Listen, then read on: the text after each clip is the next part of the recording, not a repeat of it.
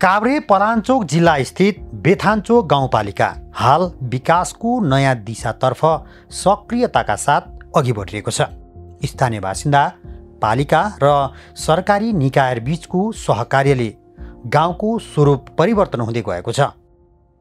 बेथान्चोक गाउँपालिकाले सडक पूर्वाधार सुधार, कृषिमा व्यवसायीकरण, आत्मनिर्भरता अभिमुखीकरण योजनाहरू तथा कृषि पर्यटनको सम्भावनालाई नीतिगत रूपमा प्राथमिकता दिँदै विकास निर्माणको कार्यलाई सक्रिय रूपमा अगाडि बढाएको छ।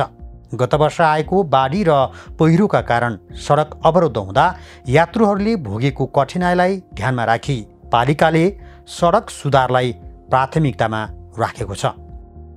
पाटले खोला पुलदेखि महाङ्काल खोलासम्मको सडक खण्ड कालोपत्रे गर्ने कार्य तीव्र गतिमा अघि बढिरहेको छ।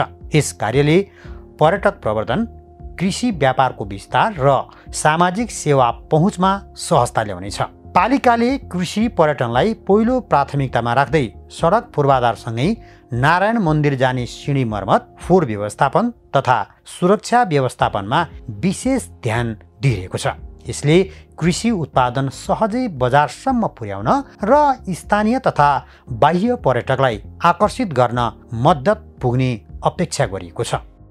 कृषिको व्यवसायीकरण र आत्मनिर्भरतातर्फको प्रयास। बेथान्चोक गाउँपालिका प्राकृतिक, सांस्कृतिक तथा धार्मिक दृष्टिले महत्त्वपूर्ण गन्तव्य हो। लाङटाङ, गणेश र मनास्लु हिमालहरू अवलोकन गर्न मिल्ने यहाँको भूपरिवेश एग्रो टुरिज्मका लागि उपयुक्त स्थल हो। बेथान्चोक गाउँपालिका धान, मकै, गहुँ, मौसमी तरकारी, मौसमी फलफुल लगायत जैविक उत्पादन एवं अर्ग्यानिक खेतीका रूपमा प्रचलित स्थानका रूपमा चिनिएको छ। त्यति मात्र होइन, पोल्ट्री, मौरी पालन र दुग्ध उत्पादनमा पनि यसको महत्त्वपूर्ण टेवा पुगिरहेको छ। यहाँका अधिकांश बासिन्दाहरू कृषिमा आश्रित रहेको हुँदा कृषि पेसालाई नै प्रमुख आय आर्जनको स्रोतका रूपमा लिएको छ। साथै रैथाने परिकार, मौलिक बाजाहरू, परम्परागत कृषि उपकरणहरूले पर्यटन प्रवर्धनमा महत्त्वपूर्ण भूमिका खेलिरहेको छ। ढिकी जाँतोले आकर्षण पर्यटकलाई दिइरहेको छ भने पञ्चेबाजा, ढोलकले सांस्कृतिक रूपमा बेग्लै पहिचान बनाइरहेको छ। बेथान्चोक गाउँपालिका हरियाली डाँडा, फुलबारी, वनस्पति र जैविक विविधताले भरिपूर्ण बेथान्चोकमा सूर्योदय र सूर्यास्तको अनुपम दृश्य अवलोकन गर्न सकिन्छ।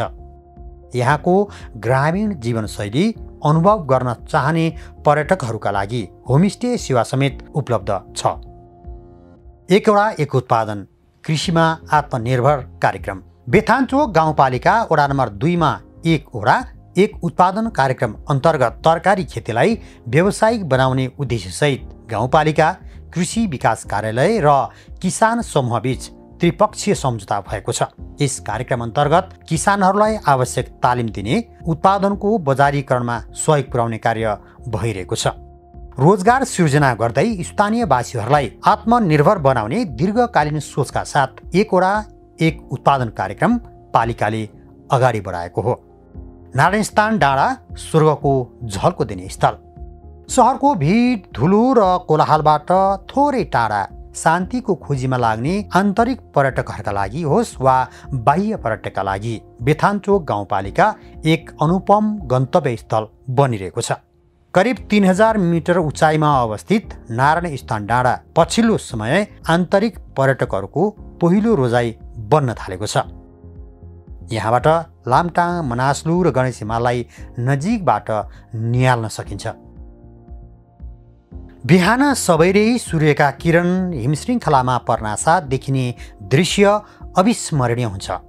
किम्वदन्ती अनुसार मल्लकालमा भक्तपुरको कोलाहल मन नपरेपछि नारायण भगवानलाई यही स्थानमा स्थानान्तरण भएको मानिन्छ।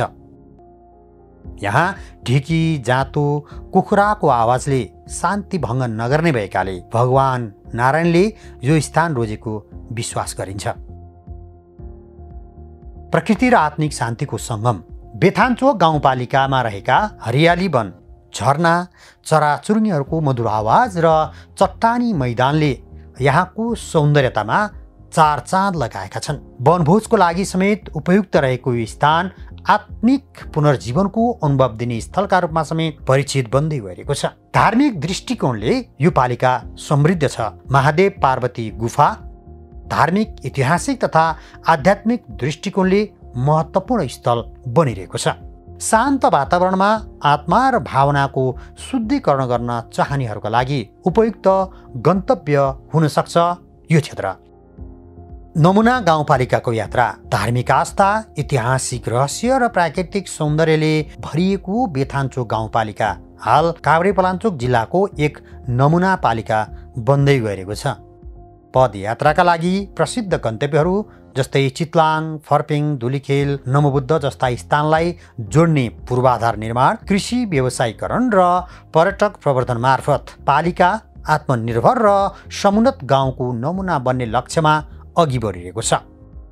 स्थानीयहरूको जनसहभागिता, दूरदर्शी नीति निर्माण र दीर्घकालीन सोचले बेथान्चोक गाउँपालिकालाई नेपालकै एक अग्रणी ग्रामीण विकास मोडलमा रूपान्तरण गर्न स्थानीय जनप्रतिनिधिहरू सक्रिय भएर लागिरहेका छन्।